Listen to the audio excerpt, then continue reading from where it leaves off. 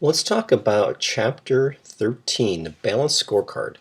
Some of the things we'll talk about. Let me get down to the screen that tells us that. The objectives. We'll talk about activity-based accounting and strategic-based responsibility accounting, how they're a little bit different. We will also talk about the balanced scorecard, which is the brunt of the chapter. We'll talk about how the scorecard can be used to link measurements of data to strategy. In other words, are we achieving our strategy by looking at what we're capturing on the balanced scorecard? Talk about that strategic alignment of that data that we receive. And we'll talk a little bit about activity-based, and that's it actually. Let me go right into activity-based management. So the first part of the chapter, the first few pages, look at page 680, 681, and we talk about activity-based management. Now there was a whole chapter based on that we didn't cover. That was chapter 12, which I skipped on purpose. We know what activity-based costing is, and activity-based management is kind of the next step of activity-based costing, where activity-based management is looking at activity-based costing data and assigning responsibility. It's basically what it's doing, just in a very small nutshell. We're trying to have managers understand that the cause and effect, right? So basically, something happens, and here's the cost of that something happening. And understanding the cost enables managers to more effectively improve performance and continues to work on improving performance, which in manufacturing and even in service environments, we always have to be doing that. So activity-based systems add a process perspective to the financial perspective of the functional-based responsibility accounting system. So basically, activity-based accounting just helps us understand those costs by activities, which allows better management of those activities. So now we're going down to strategic-based responsibility accounting.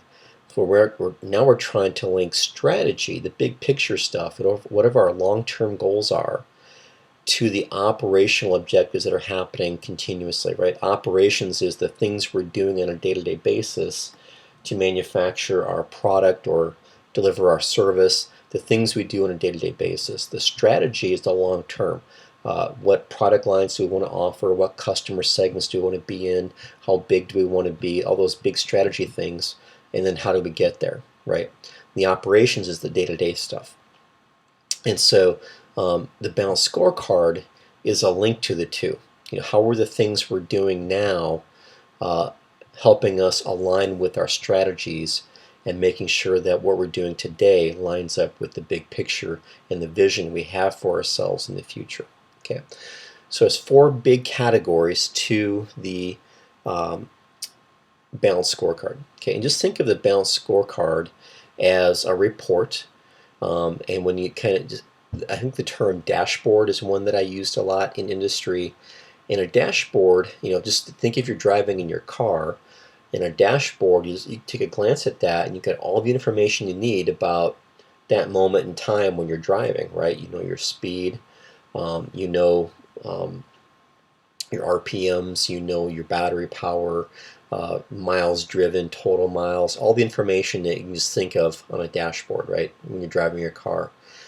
Well, a balanced scorecard is kind of the same thing, so it's refreshed every so often. When I was in industry, we did this monthly. Now, not all the data could be updated monthly. What we could update monthly, we did. Some of it was more quarterly, or a little bit of it was more annual. But it was updated at least monthly. Now, companies that are very integrated with their systems, you could do this almost daily or weekly, as you have all of your systems tied into your reporting system, and so somebody could just literally load their dashboard and see what's going on. When I was in financial services, you could see that for sales. You always knew every day you could log into an intranet and you could see what sales were the day before, and you could see sales for all kinds of information about sales broken out into several categories, what they were the day before, for the week, for the month, for the quarter, for the year, and that was all compared to a plan, your objective for the year, plus prior year data, and there's all kinds of data and ratios and analysis tied into that. So in a sales-driven organization, that was the one where people put their time and effort into having the most up-to-date information and data, and that kind of makes sense. But a lot of the other things we looked at was harder to get, and it took me a couple days during a month to kind of gather some of this information and work with various departments to say, here's what I need and here's when I need it by, and things like that. But just think a scorecard is just at that dashboard here at a glance is the key data that I need in order to manage my business. And it's organized into 4 categories. Okay. So we talk a lot about responsibility accounting in this class. Basically that responsibility could be based on a department, it could be based on an activity, but somebody's ultimately responsible for this cost happening. And how do we best manage that cost happening can be a measure of performance potentially. Okay. And so when it comes to responsibility accounting, we're assigning responsibility based on something. Somebody's responsible for this activity, this department, this cost, and we want to establish performance and benchmarks about how efficient we were at managing that cost and being responsible for it. So you can see we can evaluate performance and assign rewards potentially. Not everybody does that, but you can. So the bottom of page 681 is kind of just the 2 parts here: activity-based responsibility accounting versus strategic-based responsibility accounting. So again, I didn't cover chapter 12, or this is kind of more talked about, but just so you know, this is kind of the points that came from chapter 12. And the big downside for activity-based responsibility accounting is that there is no tie-in to your overall strategy. Okay. Now you're looking at system-wide efficiency, team accountability, a financial perspective, and a process perspective, and those are all really good. Strategic-based leadership takes activity-based management and takes it one more level. Now we're linking our operations to our strategy, and we're adding points 6 and 7 at the bottom. We're adding a customer perspective and a learning and growth perspective, and that's where a lot of maybe some of our strategy stuff will tie in also. So some of the same measures, but strategic-based responsibility accounting has more measures and the link to the strategy piece. So just some of the measures then. Activity-based, again, we're managing activities in the manufacturing and delivery of a product, right, or even of a service, the delivery of a service. So it's process-oriented. We have standards. We're trying to, we have value-added standards, dynamic standards, optimal standards. We didn't cover any of that, so it's okay that you don't know what those mean. But all those things were more based on activities. The strategy side on the right now, we have standards for all 4 perspectives. So we've got a standard for everything, and we're trying to measure actual to a standard, and a standard could be a plan. It's used to communicate strategy, so this information can be used to be given to employees at all levels to say, here's how we're doing at it, accomplishing our goals and meeting our strategy. It aligns objectives, links strategy to objectives, and then we have these balanced measures at the balanced scorecard. We've got these measures that we want to show and display to help us understand the business and make decisions. So an activity-based performance evaluation on the left, and I should be saying what page numbers these things are on. That previous screen was on page 682, and this one is on 683. Activity-based performance is based on time reductions, quality improvements, cost reductions, trend measurements. Just kind of, if you think about, if I'm responsible for an activity, those are 4 things that go, yeah, that makes sense that I should be, concerned about those types of things. So if I take that to the next level of strategy, right, I'm still concerned about those same 4 things, but I've got points 5 and 6. So I've got some more metrics to measure, and I've got what they call a stretch goal. And I came from a company that talked a lot about stretch goals. And a stretch goal is basically, what's that extra thing that you can do or your department can do that if it was accomplished would allow the company to achieve its strategic goals. That's really all a stretch goal is. And having come from a company that preached that, I guess I have a little bit more deeper appreciation for it. So if you did meet a stretch goal, so you were rewarded for that. There was a financial reward for doing something like that, but it was hard to get. It wasn't easy. So activity-based rewards, um, two dimensions it says, group rewards, salary increases, promotions, bonuses. So a lot of the same things from a strategic-based reward system, but we have more dimensions, but still a lot of the same rewards, just more dimensions that we're going to measure. And I should mention that some of those then were on the top of page 684. So that's kind of the background of strategic-based responsibility accounting, which leads us into the heart of the chapter, which is the balanced scorecard. And what is a balanced scorecard? Well, it permits an organization to create a strategic focus by translating strategy into operational objectives and performances. So you've got the big picture, that's your strategy, but you've got your operations happening continuously within that strategy. And what we're saying is, if certain things happen with our operations, that means our strategic goals will be met.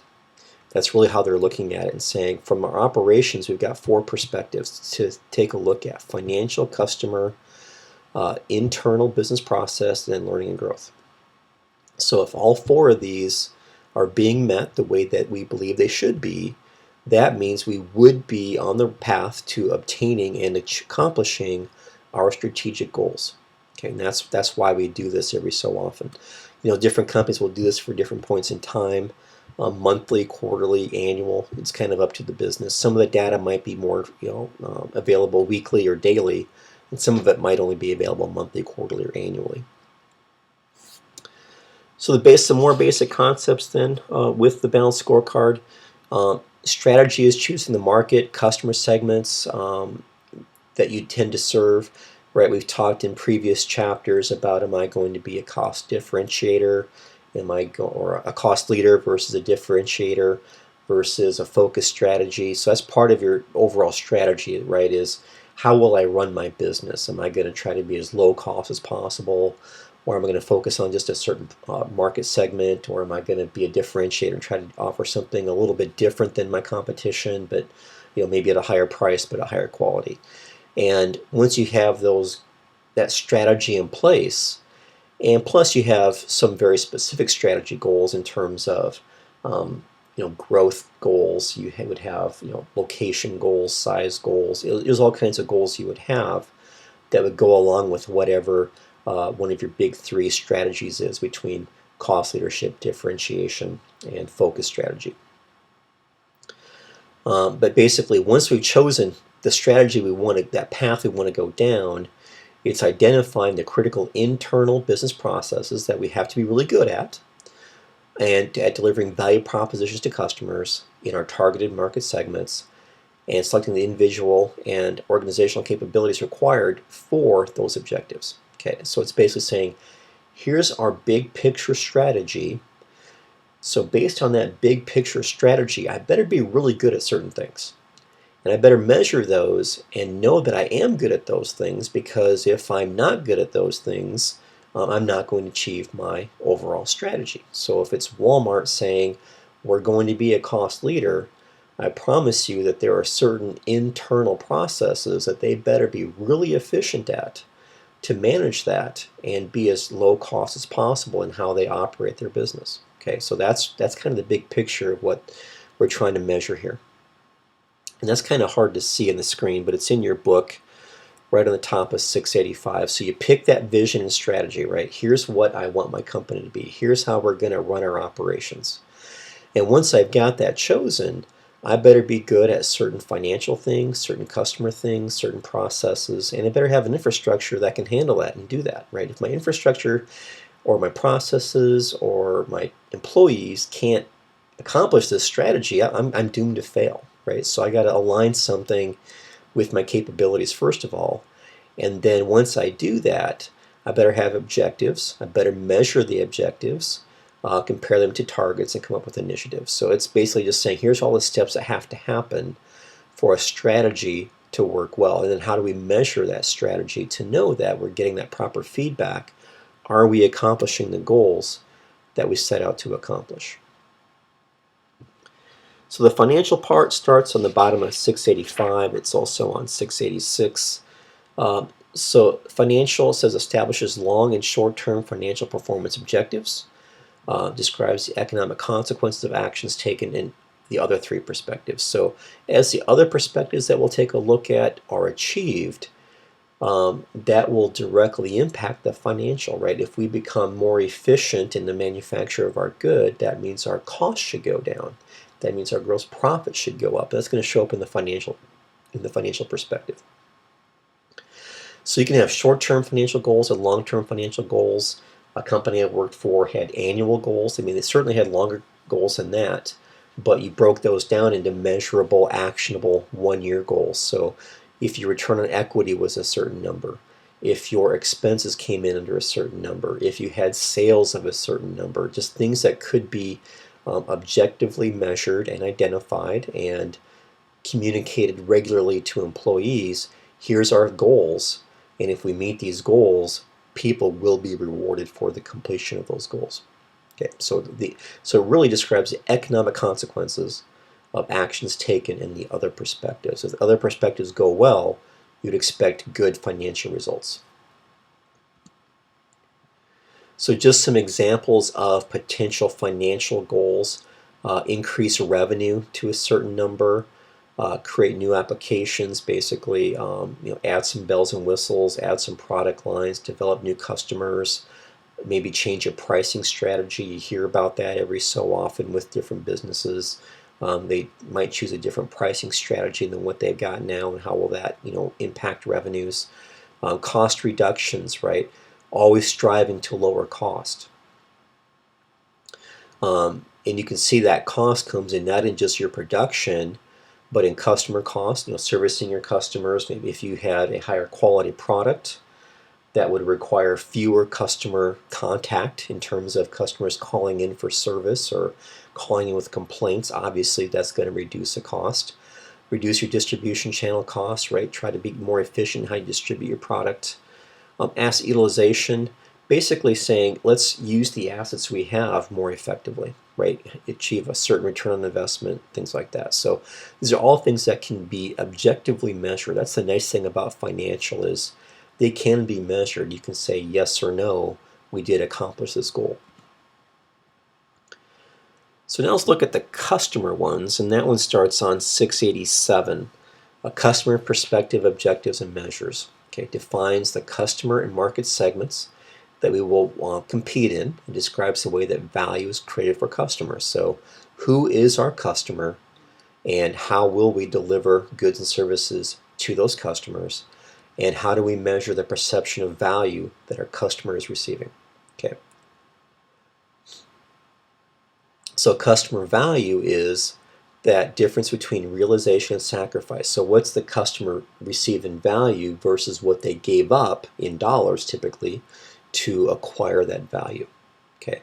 Harder to measure, obviously, right? That's a hard thing to measure, but it can be measured. Okay. So some of those measurements then, is our market share going up? Are we keeping our customers, or are customers leaving us for the competition? Is the number of our customers going up? Are our customers happier? Profitability by customers. Those are all things that can be measured. Okay. So performance value, decreasing in pricing, decrease in post-purchase costs, improving functionality, improving product quality, increasing reliability, improving product image and reputation. So it says some of these, only way to gather some of the measures: ratings from customers, surveys, right? Surveying your customers, getting a feel for what they're going through, maybe doing focus groups, things like that. I'm assuming all of us have bought something at a retail store, and when you're handed your receipt, it says at the bottom, go online, fill out this survey about your experience today, and you have a chance to win a gift card. I get those all the time, and I never fill them out. But those are just ways that companies are trying to gauge the satisfaction of customers with the experience that they had, right? You're trying to always measure that. Surveys is a great way to do that. Usually what happens with surveys is you only fill one out if you're not happy. If you are happy, you don't take the time. That's usually what my perspective is on surveys like that. So some other measures then, process perspective objectives. This one begins more on the bottom of page 688. Internal business processes. Okay, how efficient are we at the value chain? Innovation, operational processes, and post-sales services. How good are we at those? So one of those components is cycle time. And so this one's on 689. It's a subset then of the process perspective and objective measures. So cycle time, and when you do some of the Cengage Now work for this chapter, it's going to involve some of this information here, the cycle time. So cycle time and velocity, the time it takes a company to respond to a customer order. Okay, so basically, how quickly are we at receiving an order and turning that around and delivering the good to the customer? So cycle time and velocity are two operational measures of responsiveness, so they can be measured. Cycle time is the length of time it takes to produce a unit of output from the time materials are received until goods is delivered to finished goods inventory. So that is the cycle time. It's basically our production time. Velocity is the number of units of output that can be produced in a given period of time.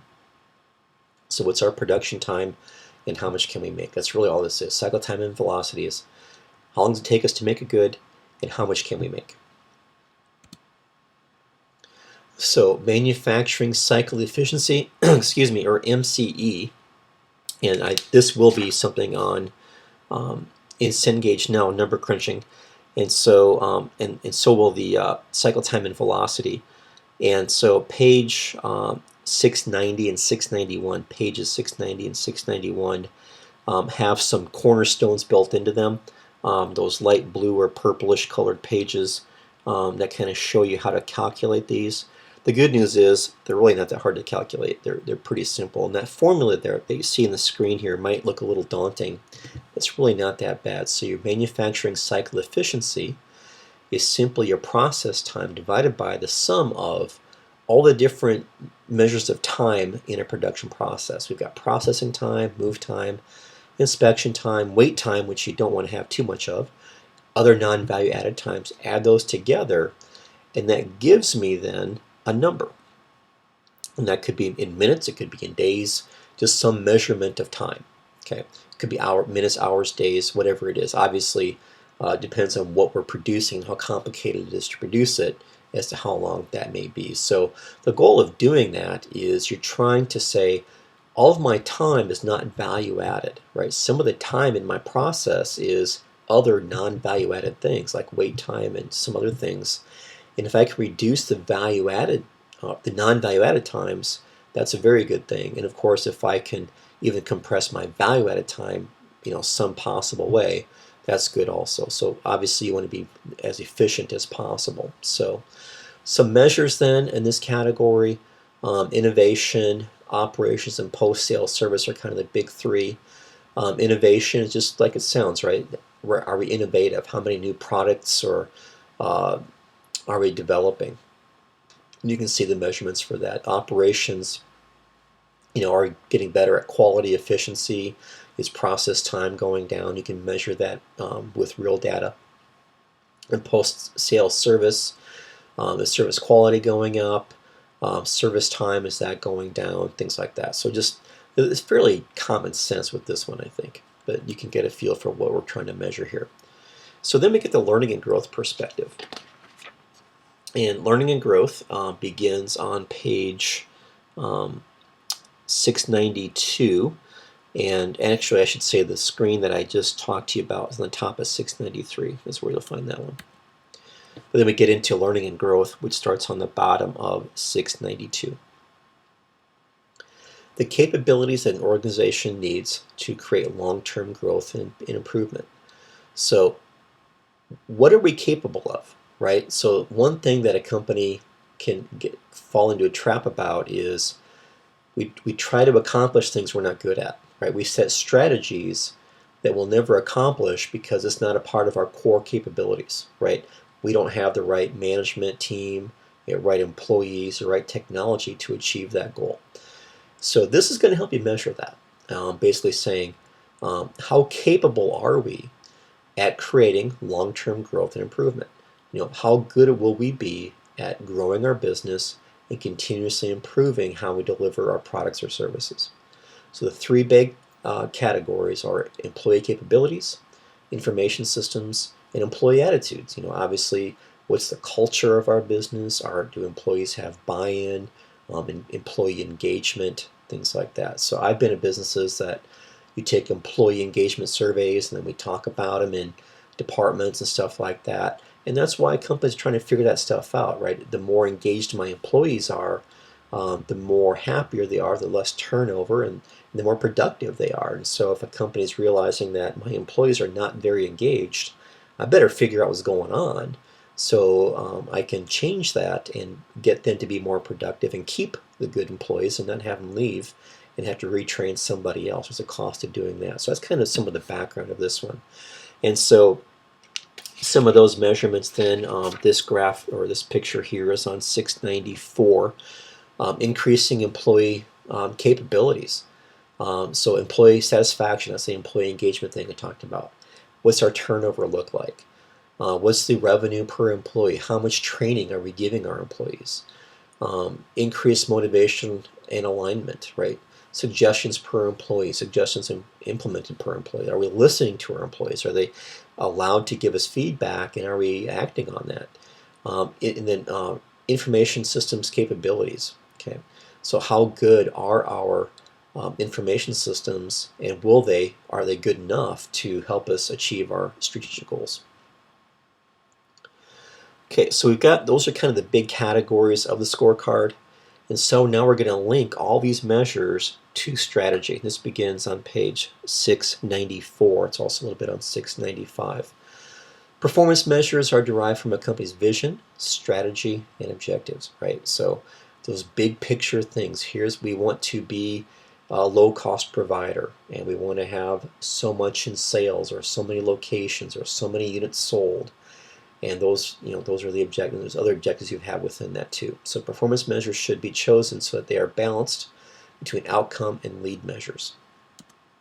We'll talk about what those are. The concept of a testable strategy with strategic feedback, right? Testable strategy, linked objectives aimed at an overall goal. Testability of the strategy is achieved by restating the strategy into a set of cause and effect hypotheses expressed as if-then statements. So don't let this confuse you, okay? We're just basically defining the categories of the operational scorecard, or the balanced scorecard, I should say, and what are the categories within the subcategories within each of the big four that we need to look at. Okay, so obviously any strategy should be focused on increasing shareholder value, increasing the value of the firm, right? If the value of the firm goes up, shareholder value goes up. And that's what stockholders want. That's what the board of directors wants. That's what everybody's trying to achieve. So I can basically say, if I start at the bottom, because all the arrows kind of work their way up here, I have good employees, right? They're skilled. They're very good at what they do. I should be continuously trying to improve that with training. But the more skilled they are, the better they are. My cycle time will improve, which means I can deliver products faster, and of course I should always be looking at redesign of my processes, always looking at efficiencies, but employee skills are certainly a part of that, right? So as cycle time improves, that means my customers are happier because they get their products faster, hopefully higher quality. Happier customers leads to increased customer retention. Increased customer retention leads to increased market share. Okay, so increased cycle time also up here in financial is decreased process time, right? Improvement in cycle time is a direct lead into how we decrease process time. And then coming over here with this increased market share, more revenues, and so profits increase when revenues go up and cost goes down, right? It's a double good whammy right there. And that's the increase in shareholder value. So that's why I start at the bottom and work my way up with that one. But that's really what we're trying to measure then. So the four categories on the left here, and kind of the subcategories within each one that we're trying to measure. We're saying if we meet our goals with all of these, the perception is we accomplish our long-term strategy, ultimately which will increase in increased value to the firm. So obviously, for it to work, everybody must be on board, right, and be committed to accomplishing the goals that we're measuring on the scorecard.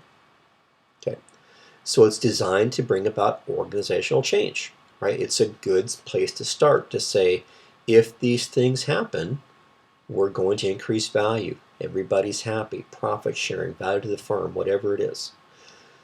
So employees must be fully informed, right? A good strategy works when everybody's on board with the strategy. And so a document like the balanced scorecard is a good way to communicate a strategy. They must share ownership for the objectives, measures, targets, right? Obviously, if they don't, then it's not going to work. Incentives must be structured to support the strategy. Resources must be allocated to support the strategy. So the point of this slide is top management can't just say, here's your strategy, now go do it, right? They have to say, here's the strategy, and there should be buy-in to that strategy, right? A good strategy is developed collaboratively with lots of people having input. So when that strategy is set, then you break that down into 4 operational categories and the subcategories within each one of those 4 to say, here's what needs to be accomplished to get there, right? And that should always be including getting feedback and buy-in from everybody at every level to say, and then once they understand, if I do my job the right way every day, we're going to accomplish those goals. And if I accomplish these goals, I'm going to get some kind of a profit sharing or bonus or something. There's going to be a reward for that, right? It should be motivational. So a balanced scorecard should be very motivational, and management should be sharing that with everybody to see, here's our goals, here's how we're doing accomplishing those goals. And if we're not accomplishing them, what are we doing wrong? How can we fix this? Let's figure this out together as a team. That's what a good balanced scorecard will do. So here then is just the example of one here, and just basically saying we've got 4 categories, and they kind of split the weight of each one to 25% per category, what the measurements are, what the objectives are within each. Basically just saying, if we were to use a balanced scorecard to reward employees, here's maybe a good way that we could do that. Okay. And so page 695 of your book does a really good job, by the way, of kind of walking you through feedback loops in a strategy map. I'll just let you read that on your own. And then there's one more thing I wanted to mention. It wasn't in the PowerPoint, and I gotta remember what it was.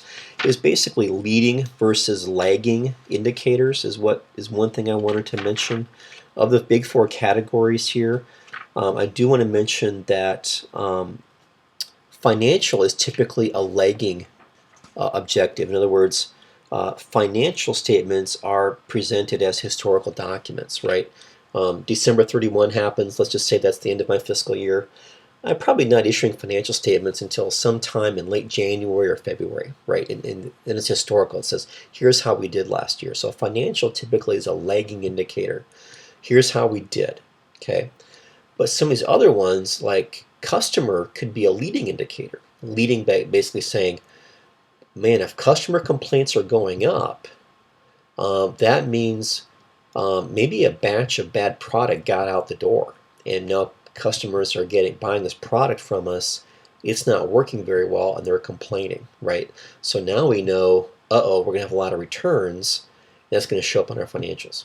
Okay, an internal process can be more of a leading indicator too, right? So I know that as I am throughout the year measuring my improvement in cycle time, and I have so many redesigns and so on, that will lead to efficiency, which will lead to better financials. And then learning and growth, kind of the same thing too. As I increase training, as I roll out programs to try to increase employee retention, things like that, all that should turn into and lead to better financials. So financial typically is a lagging indicator, and the other ones are typically more like leading indicators. Okay, so that was chapter 13. Again, quite not as much number crunching as other chapters that we've had in the past, which I think is a good thing. I threw a lot of that at you right away. The terminology for the chapter starts from the bottom of 700, top of 701. And then, so take a look at those on your own, and then the discussion questions are on page 702. There's just a handful of cornerstones in this chapter. There's just 3 of them actually, and they all deal with, or 2 of them deal with cycle time and that MCE concept. So so not much number crunching at all in this chapter, which hopefully you'll enjoy that and having something different. And so the exercises kind of follow along with those same concepts. Okay, as always, if you have questions, just let me know. Thanks.